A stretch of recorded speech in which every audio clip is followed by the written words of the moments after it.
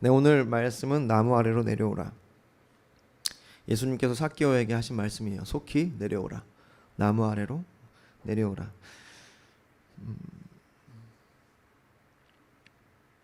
소외감이라는 게 있습니다. 남들에게 따돌림을 당하여 멀어진 듯한 느낌.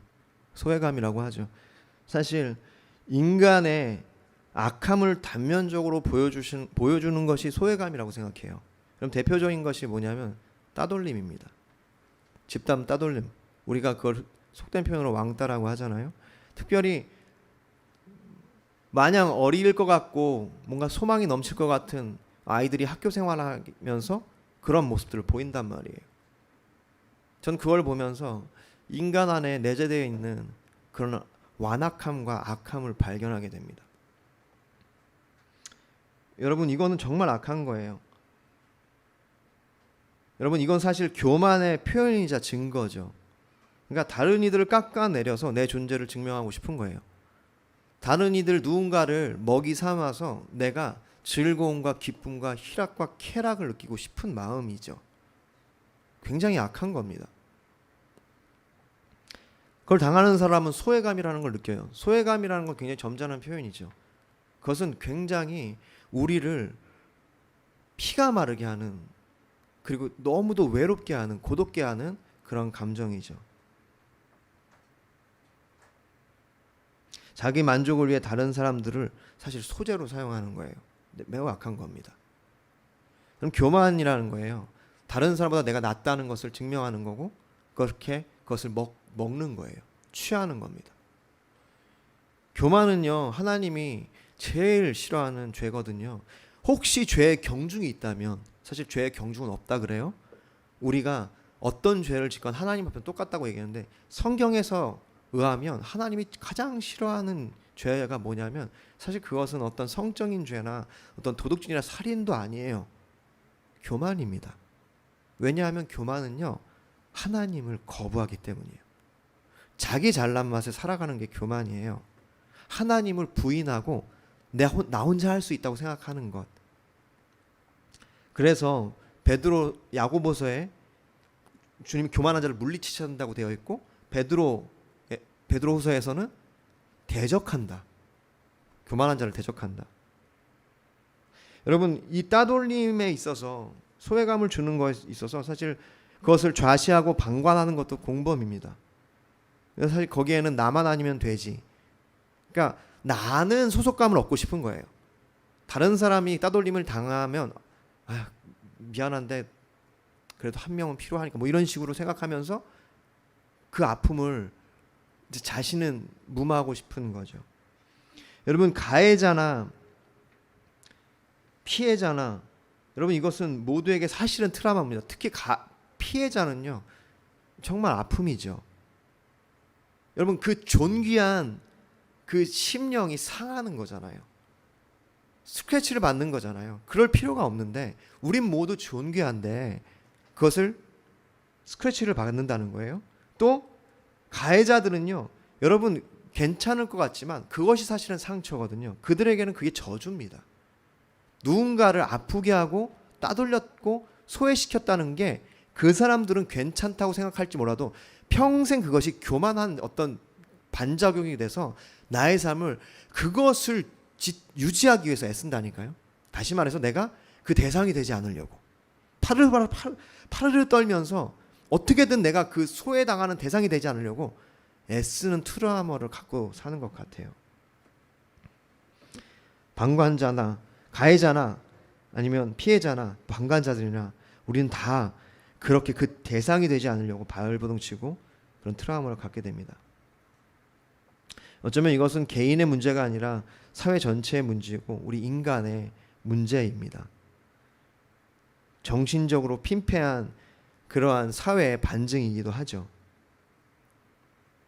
오늘 본문에 등장하는 삭개오가 바로 그러한 소외감을 가진, 소외감에 시달렸던 인물이라고 볼 수 있습니다. 히브리어로 그의 이름은 사실 스가랴거든요. 스가랴를 헬라어식으로 표현하고 발음한 게 삭개오예요. 그러니까 스가랴는 원래 뜻은 의로운 자, 결백한 자란 뜻이에요. 그러니까 사실 삭개오는 그런 사람이었죠. 오늘 본문을 보고 결과를 보면 삭개오는 그런 사람이었습니다. 그런데 사회가 어떻게 그를 그렇게 만들었죠? 그를 소외당하는 사람으로 만들었기 때문에 그가 악으로 깡으로 삶을 버티고 살아갔던 거예요. 사람들이 그러한 이름을 가진 그를 손가락질하기 시작했고 7절에 보면 무사람이 보고 수군거려 이르되 저가 죄인의 집에 유하러 들어갔도다 하더라. 수군거림과 헌담, 집단 떠돌림의 대상이었다는 거예요. 그는 세리장이었습니다. 세리라는 것 자체가 유대인들의 혐오의 대상이었어요. 죄인이었고 그는 공공연하게 그가 죄인이라고 사람들이 얘기를 했어요. 그가 오면 사람들이 피하기 시작했겠죠. 더욱이 그가 키도 작았기 때문에 여러 가지로 사실은 그러한 마음이 들 수밖에 없는 상황이었던 것 같아요. 여러분 삭개오의 마음이 어땠을까요? 얼마나 어려웠을까요? 그가 많은 재물을 가지고 있었지만 그의 마음이 얼마나 공고했을까요? 여러분 우리는 어떻습니까? 비교적 괜찮은 삶을 살고 계신가요? 나는 그런 대상이 아니어서 괜찮다고 생각하시나요? 사실은 우리가 우리의 심령을 곰곰이 바라보고 깊이 파고 들어가면요, 우리 모두는 이 삭개오와 같은 소외감을 갖고 살아갑니다. 내가 그것을 직시하지 않아서이지 가까이 자세히 머물러 내 자신을 보기 시작하면 내 안에도 해결하지 못하는 소외감이 있다는 거예요. 단지 사람들이 삭개오를 방관하고 그를 무시했듯이 내가 내 자신을, 내 속에 있는 삭개오를 무시하고 그냥 묵살하고 다른 것에 정신 팔려서 살아갈 뿐입니다.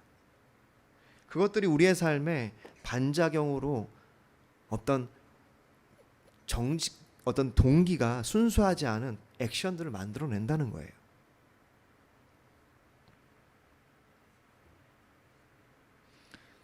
그런 소외감으로 또 자신을 보호하기 위해서 나는 그와 다른 사람이라고 여기기 위해서 부단히 노력한다는 겁니다.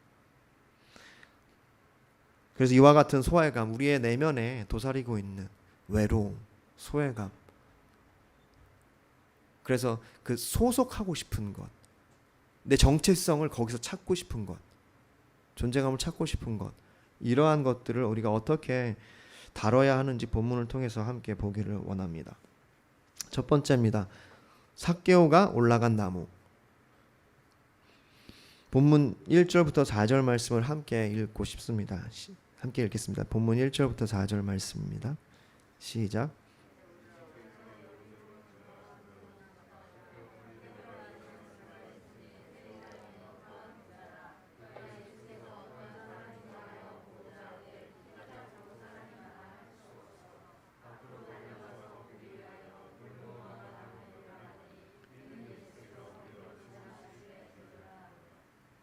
삭개오는 여리고에 살고 있던 유대인이었어요. 오늘 본문에서 소개하듯이 세리장이었습니다. 굉장히 큰 부자였을 거예요. 굉장히 큰 권력을 가지고 있었을 겁니다. 왜냐하면 이 당시에 팔레스타인 땅, 그러니까 유대를 포함하여 그쪽 레바논 지역, 이 지역이 사실 다 로마의 식민지였거든요. 거기에는 세무서라고 하죠.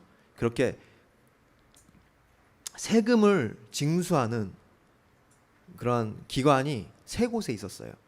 그게 여리고, 가이사랴 빌립보라고 하죠. 그리고 가버나움, 세 곳이었습니다. 그러니까 지금 이 팔레스타인 지역에 있는 세무서 중에 한 곳의 수장이었다는 거예요. 굉장히 큰 권력과 힘과 그리고 물질을 가지고 있었겠죠. 큰 부자였을 겁니다. 여러분, 왜냐하면 더욱이 이 여리고는요 굉장히 아름다운 도시였고 휴양 도시였고요. 그래서 헤롯 왕은 겨울 궁정을 여리고에 지어요. 종려나무라고 하죠. 그러니까 야자수, 이런 것들이 굉장히 많이 심겨져 있었고 아름다웠습니다. 그는 그곳의 세리장이었어요. 여러분, 그가 예수님이 온다는 소식을 들었고 예수님이 보고 싶었어요. 궁금했습니다. 많은 사람을 치유하고 구원하고 그들을 회복시킨다는 소식을 들었기 때문이에요. 그래서 그에게 소망이 생긴 거죠. 선망이 생겼다는 거예요. 여러분, 우리 가운데 주님을 향한 소망이 생긴다면 그것은 주님이 주시는 마음인 줄 믿으시기를 바랍니다. 삭개오에게 그 마음이 들어간 거예요. 그래서 오늘 보니까 돌무화과 나무에 오르죠. 키가 작았기 때문이에요. 그리고 사람들이 많아서 그 사람들을 헤집고 들어가 예수님 맨 앞자리까지 가기는 그가 자신이 없었던 거예요. 사람들에 대한 부담감도 있었을 것 같습니다. 여러분, 여기서 잠깐 왜 그는 세리장이 되었을까요? 뭐 어떤 그런 구전에 의하면 그는 키도 작았고 사실 그렇게 외모가 준수하지 않았대요. 그래서 어려서부터 놀림을 많이 받았다는 얘기가 있습니다. 불우한 가정 환경이었을 것 같기도 하고요. 그가 일찍 어쩌면 세상을 알았던 거죠. 철이 들었던 거예요. 세상이 정말 악하구나. 내가 가만히 있으면 나를 가만히인 줄 알겠구나. 뭐 이렇게 하면서 그냥 다짐을 한 거예요. 나는 저들에게 당하지 말아야지. 어쩌면은 어려서부터 그런 외모와 그런 어떤 상황과 가정 환경, 어떤 여러 가지 때문에 그가 어떤 따돌림에 대한 그런 마음이 들었던 것 같아요. 그래서 그는 일찍이 철이 들었던 거죠. 스스로 다짐을 했던 거예요. 나는 호락호락 살지 말아야지. 어떻게든 힘을 가져야 되겠다. 여러분, 그가 그리고 선택했던 게 바로 세리였습니다. 세리였는데 세리장이 되었다는 것은요, 보통 세리를 이렇게 만만치 않게 한 거예요. 진짜 세게 한 겁니다. 세리가 뭡니까? 세금을 걷는 거예요. 근데 그들이 왜 부자가 되냐면 봐주는 거거든요.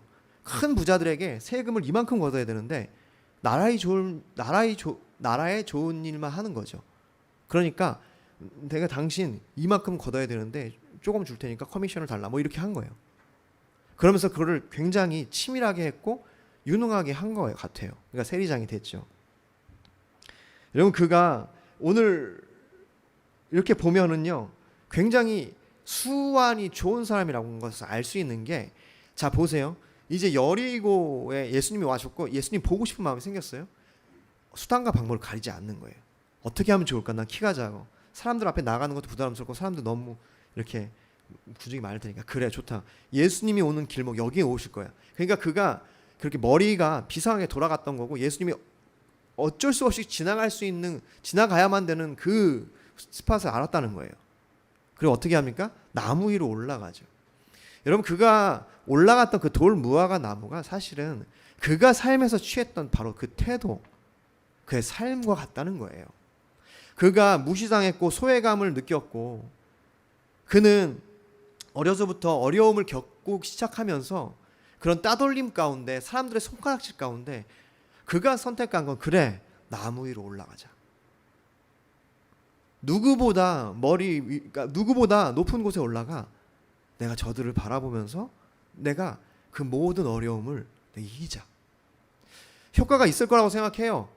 그가 세리장이 됐을 때 뒤에서는 그를 손가락질할지 몰라도 적어도 그의 앞에서는 함부로 하지 못했겠죠.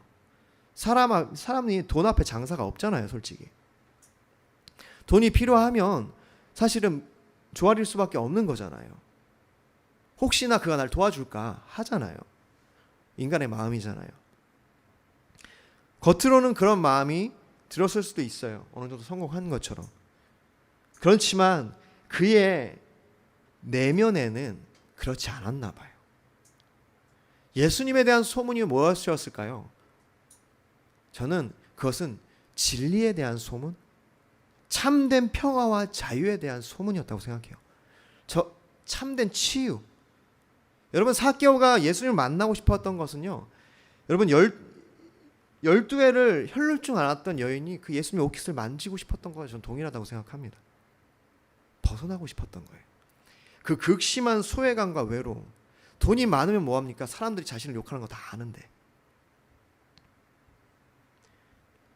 이 상황에서, 그 삶의 현장에서 벗어나고 싶고 자유롭고 싶었던 거예요.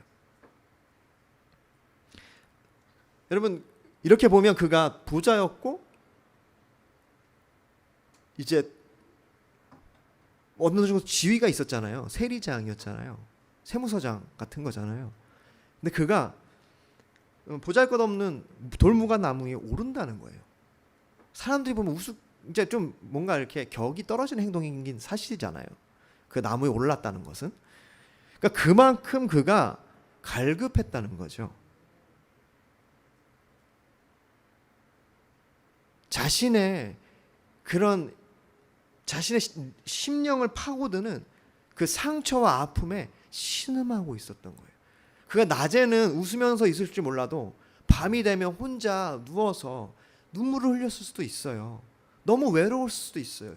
그래, 이 돈이 많은 게 뭔가, 난 왜 이렇게 살았는가, 난 어떻게 해야 되는가. 그래서 그가 예수님을 만나고 싶었던 것 같아요. 그는 체면도 그의 모든 격식도 다 내려놓고 돌무화 나무로 올라갔습니다. 그렇게 예수님을 만나고 싶었던 거죠. 많은 7절에 보면 사람들이 그를 정죄했다는 것을 알 수 있죠. 여러분은 어떻습니까? 우리 안에는 이와 같이 남들에게는 다 얘기할 수 없는 우리 안에 소외감, 고통, 아픔이 있다는 거예요. 사람들에게 다 말할 수 없는 상처들이 있다는 겁니다.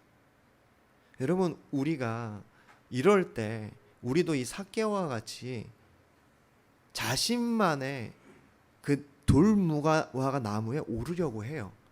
세리장이 된 것이 바로 삭개오의 그에 대한 반응이었어요. 여러분은 어떻습니까? 여러분이 뭔가를 막 열심히 하려고 하는 것, 막 돈을 벌려고 하고 부자가 되려고 하고 뭔가 내 안에서 뭐 다른 사람보다 좀 더 낫기를 원하는 어떤 것이 있기 시작할 때 여러분, 우리는 그 동기를 좀 봐야 돼요. 이것이 내 상처에 대한 반증일 수 있다는 겁니다.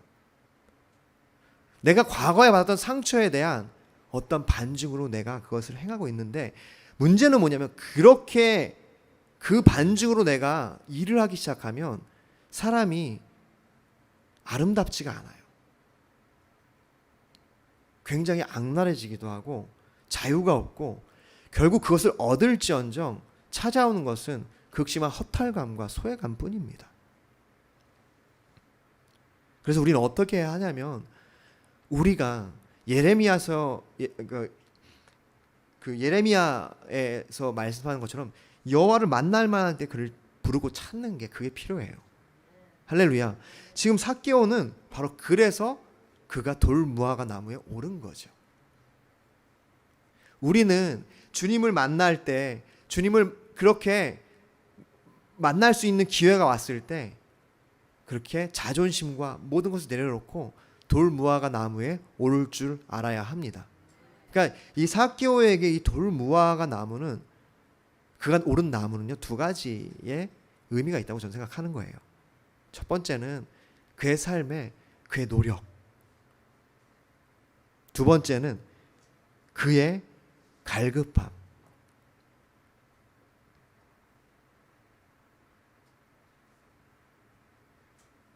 우리도 이와 같이 우리의 이 마음의 상처와 소외감에서 어떻게든 벗어나라고 합니다. 그럴 때 두 번째는요, 나무 아래로 내려오라. 우리 본문 5절부터 7절 같이 함께 읽겠습니다. 시작. 예수께서 그곳에 이르사 쳐다보시고 이르시되, 삭개오야, 속히 내려오라. 내가 오늘 내 집에 유하여야 하겠다 하시니 급히 내려와 즐거워하며 영접하고 무사람이 보고 수고거려 이르되, 저가 죄인의 집에 유하러. 아멘. 여러분, 1절에 보면 그렇게 나와 있잖아요. 1절, 예수께서 여리고로 들어가 지나가시더라. 예수님께서 여리고로, 이 말씀에 의하면 일부러 지나가신 거거든요. 일부러 들어가신 겁니다. 왜 여리고로 들어가셨습니까? 바로 삭개오를 만나기 위해서인 거죠. 죄인으로 낙인 찍히고 사람들의 비난을 받는 그를 예수님께서 찾아가시기 위해 그 여리고로 들어가신 겁니다. 그리고는 5절에 보면 속히 내려오라 너의 집에 유하여야겠더라. 주님이 찾아오신 거죠. 여러분 마찬가지입니다. 우리의 삶에 주님이 찾아오시는 거예요. 우리가 먼저 주님을 찾는 게 아니라 주님이 우리를 찾아오십니다. 아파하고 신음하는 우리를 향해서 우리가 주님을 만나고자 할 때 주님이 찾아오시는 줄 여러분 믿으시기를 바랍니다. 주님이 찾아오셔서 그에게 말씀하세요. 내가 오늘 너의 집에 유하여야겠다. 집에 가신다는 거예요. 여러분 집에 가신다는 뜻은 뭐냐면요. 그것은요 우리의 삶에 찾아오시는 겁니다. 여러분 우리의 신앙은 언제나 우리의 삶과 밀접해요. 그러니까 우리의 신앙이 곧 우리의 삶입니다. 그러니까 우리의 삶이 어떠한 삶을 살고 있느냐가 우리의 신앙의 수준이죠. 우리의 신앙의 깊이입니다. 그러니까 주님은 우리를 찾아오실 때 우리의 삶 자체를 다루시기를 원해요. 할렐루야. 그래서 오늘 삭개오를 만나서 그 나무 아래서 삭개오야 반가워 이렇게 만나면서 거기서 이야기하고 너가 이런 어려움이 있구나 이렇게 하지 않았다는 거예요. 예수님이 그의 집으로 가셨다는 것은 그의 삶에 임하신 겁니다.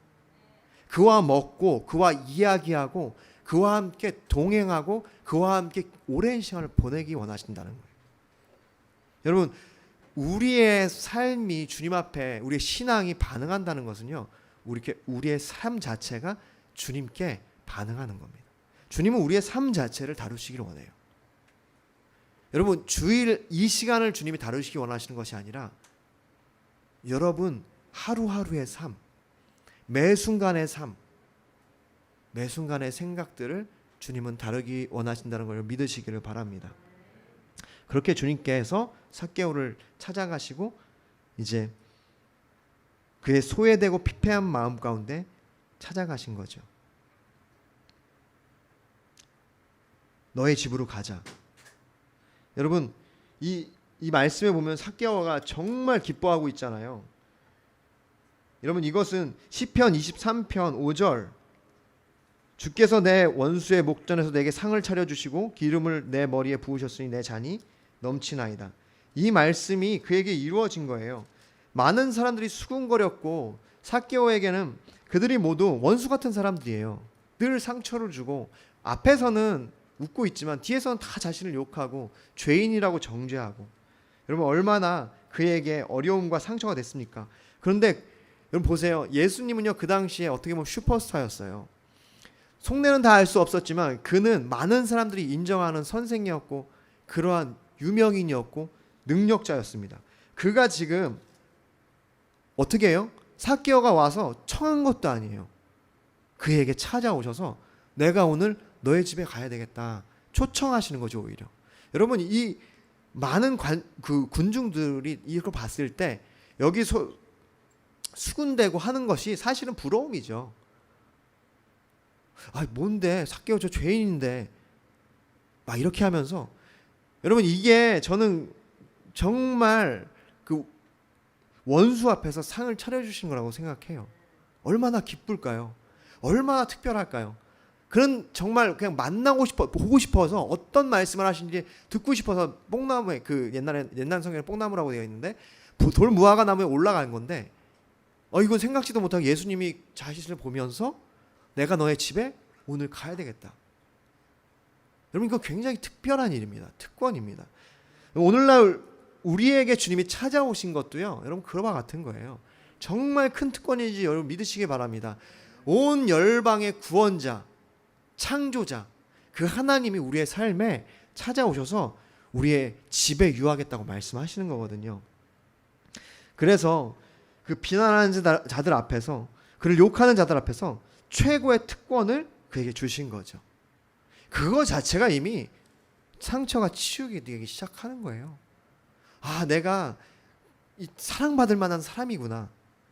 삭개오가 얼마나 기뻤는지 그렇게 얘기하자 그냥 바로 즉시로 내려와서 이제 급히 내려와 즐거워하며 예수님을 영접합니다.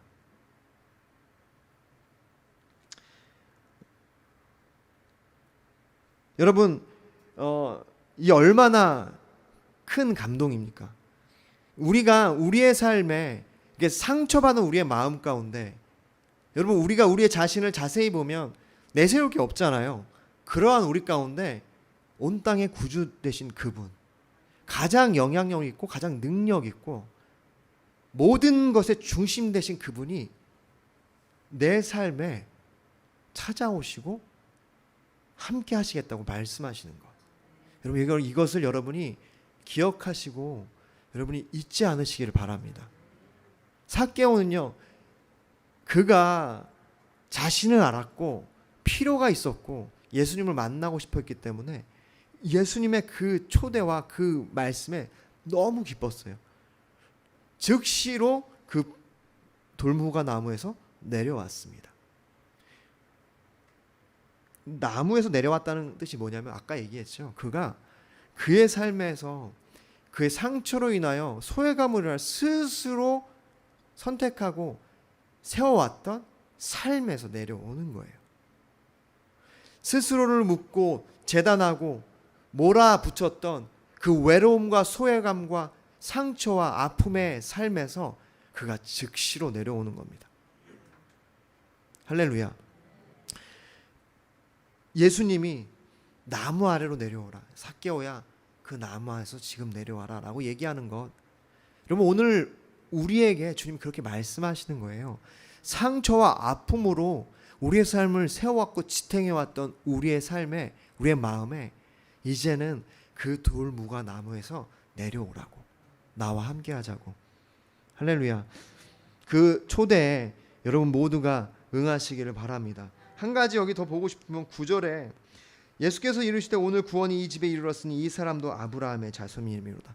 여러분 삭개오는요 아브라함의 자손이에요. 유대인이었습니다. 근데 예수님이 선포해 주세요. 왜냐하면 유대 사람들은 그를 정죄했거든요. 그가 유대인이긴 했지만 저 사람 더 이상 유대인 아니야.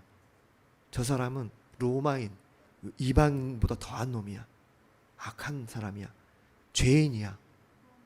그렇기 때문에 지금 삭개오에게 예수님이 선포해 주시는 겁니다. 그에게 이 선포는요 너무너무 귀하고 모든 것이 회복되는 상처와 아픔이 날아가는 자신의 정체성을 회복해 주시는 그런 말씀이었습니다. 여러분이 예수님께 이 말씀을 듣게 되시기를 바랍니다. 여러분이 누구인지 우리 스스로 우리가 우리를 증명할 필요가 없다는 것을 예수님을 통하여 여러분 알게 되시기를 소망합니다. 세 번째는 즐거운 헌신입니다. 8절부터 우리 9절 말씀 함께 보겠습니다. 함께 읽겠습니다. 삭개오가 서서 주께 여짜오되 주여 보시옵소서 내 소유의 절반을 가난한 사람들에게 주겠사오니 만일 누구의 것을 속여 빼앗은 일이 있으면 내 갑절이나 갚겠나이다. 예수께서 이르시되 오늘 구원이 이 집에 이르렀으니 이 사람도 아브라함의 자손. 예수님께서 방문하셨죠. 함께 식사도 하고 시간을 많이 보내며 그 진리의 말씀을 많이 선포해 주셨을 거예요. 여러분 그 말씀을 듣자 그의 어그러진 마음이 펴지기 시작했고 그의 강팍했던 마음이 무너지기 시작했고 얼음처럼 딱딱하고 굳은 마음이 그 태양빛에 녹듯이 그 예수 그리스도의 빛 대신 말씀 앞에 녹기 시작하는 것입니다. 그럴 때 삭개오의 반응이 뭐죠? 바로 8절이죠. 삭개오가 서서 주께 여짜오되 주여 보시옵소서 내가 내 소유의 반을 가난한 사람들에게 주겠사오며 만일 누구의 것을 속여 빼앗은 일이 있으면 내 갑절이나 갚겠나이다. 여러분 그가 지금 예수님이 시키지도 않았는데 자발적으로 기쁨으로 즐겁게 자신의 삶을 다 드리고 있는 거예요. 여러분 생각하기에 절반만 드렸네요. 다 안 드렸는데요. 이렇게 할 수 있죠. 여러분 그러나 그의 상황을 보면 여러분 그는 전부를 드린 거예요. 첫 번째 삭개오는요 정말 어마어마한 부자였을 거예요. 그 세무소 팔레스타인 지역이요 우리나라 땅덩이보다 더 큽니다. 그곳에 3개밖에 없는 세무소 장이었으니까 정말 내놓으라는 많은 사람들이 그에게 커미션을 주고 세금을 감면받았을 거예요. 그렇기 때문에 그에게는 많은 양의 재정이 있었을 거고 그 중에서 반이라는 것은요 정말 엄청난 거죠. 두 번째 그가 오늘 자기가 피해를 입혔다고 주장하는 사람들에게 주장만 하면 가서 얘기하면 어떻게 하겠대요? 4배를 갚겠대요. 여러분 유대 그 율법에 의하면요. 만약에 누군가에게 재정적인 피해를 줬으면 1.7배, 1. 그 정도만 더 주면 돼요. 그리고 정말 큰 피해를 많이 줬으면 2배를 갚아야 되는 게 율법입니다. 근데 어떻게 하고 있어요? 그것의 2배를 지금 얘기하고 있잖아요. 4배. 더 많이. 그러니까 삭개오가 지금 정말 즐겁게 자신의 삶을 다 드리는 거고 그 4배를 주려면 또 재산이 어느 정도 있어야 되잖아요. 그러니까 반만 준 것 같아요. 가난한 사람들에게 나눠준 거죠. 여러분 이 삭개오에게 이 재정은요. 아까도 얘기했지만 그의 삶의 전부였어요. 그가 여지껏 쌓아왔던 삶입니다. 그가 이 삶을 기꺼이 내어줄 수 있었던 것은 이제 그가 더 이상 그것들을 의지하는 이방인이 아니었다는 거예요. 이제는 정말 그가 아브라함의 자손이 됐다는 겁니다. 하나님의 자녀가 된 거예요. 그의 삶의 동기가 이제는 그 아픔과 슬픔과 어떤 그런 상처가 아니라 그의 삶의 동기가 이제는 복음이 되었다는 뜻입니다. 목적이 변한 거예요. 소외감으로부터 자유롭게 된 겁니다. 진짜 헌신을 하기 시작하는 거예요. 시편 110편 3절 주의 권능의 날에 주의 백성이 거룩한 옷을 입고 즐거이 헌신하니 새벽 이슬 같은 주의 청년들이 주께 나오는도다. 여러분 우리의 상처와 아픔, 어그러지고 상한 마음이 치료될 때 예수님을 만나서 해결될 때 우리는 정말 자발적이고 즐거운 헌신을 할 수 있습니다. 그리고 오늘 시편 기자는 그것이 주의 청년들이 주께 나온대요. 여러분 젊어지길 원하십니까? 그 진시황이 그렇게 원했던 젊음? 여러분 즐거운 헌신이 청년들의 그런 표상이에요. 청년들은 정말 즐겁게 헌신합니다. 기쁨으로 헌신해요. 근데 나이가 먹고 책임감이 많아지고 뭔가 꾀가 나기 시작하면 헌신이 점점 즐겁지 않죠. 내가 이걸 누굴 위해서 해야 되는 거야? 자꾸 이런 생각이 들기 시작하죠. 여러분 우리가 어떻게 이 마음을 회복할 수 있습니까? 바로 우리의 마음에 이 어그러지고 그런 깨진 그 소외감들, 그런 상처들이 내면의 상처들이 회복될 때 가능합니다. 그럴 때 우리는 진정한 자유를 누리게 되고 주님을 향하여 진짜 기쁨으로 헌신할 수 있는 것입니다. 이것이 바로 삭개오의 변화인 거죠. 말씀을 맺겠습니다. 10절에 보면요. 인자가 온 것은 잃어버린 자를 찾아 구원하려 함이라. 주께서 온 것은요. 이와 같이 잃어버린 자, 삭개오와 같이 하나님 나라에서 잃어버린 자를 찾아오셨대요. 여러분은 어떻습니까? 물론 이 자리에 다 나와서 계시니까 주님의 자녀라고 할 수 있죠. 그럼에도 불구하고 우리가 우리의 자신이 우리 내면을 살펴보아야 해요. 우리는 무엇으로 동기 삼아 살고 있는가? 정말 헌신이 우리의 동기인가? 아니면 우리 내면의 소외감과 마음의 상처로 그렇게 방황하고 있는가? 주님은 바로 잃어버린 자들, 아픔을 당한 자들, 치유가 필요한 자들을 위해서 오셨대요. 그럼 사실 우리가 그런 사람들 아닙니까? 여러분 저도 제 자신을 보면 저도 그러고 있어요. 아직도 해결하지 못하는 소외감과 외로움과 아픔들이 있다는 거예요. 여러분 우리가 삭개오를 제3자로 볼 일이 아닙니다. 여러분 내가 삭개오예요. 내가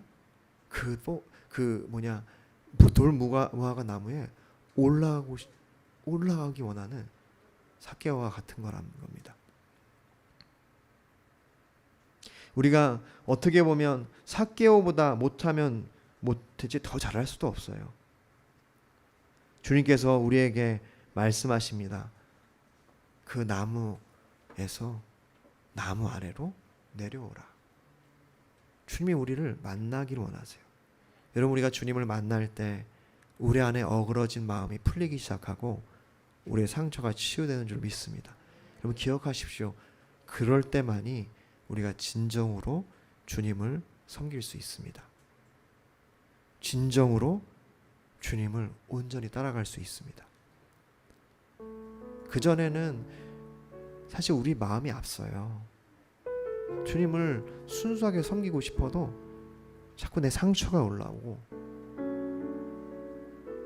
내 옛사람이 올라오고 의심하고 더 이상 섬기고 싶지 않고 기쁨이 없고 귀찮고. 여러분은 어떤 나무에 올라가 계십니까? 자신을 봤으면 좋겠어요. 어떤 것으로 여러분의 삶을 원수들 앞에 복수하고 싶으세요? 어떤 것으로 여러분이 인정받고 싶으십니까? 어떤 나무에 올라가서 여러분이 외로움과 소외감을 당하고 계십니까? 이것은 영적인 거예요. 또 우리 정서적인 거고 우리의 삶에 관한 겁니다. 여러분, 우리의 삶은 이제 예수님이 오셔서 다스려 주기 시작하여 주려고 아픔을 치유해 주셔야 합니다. 아멘.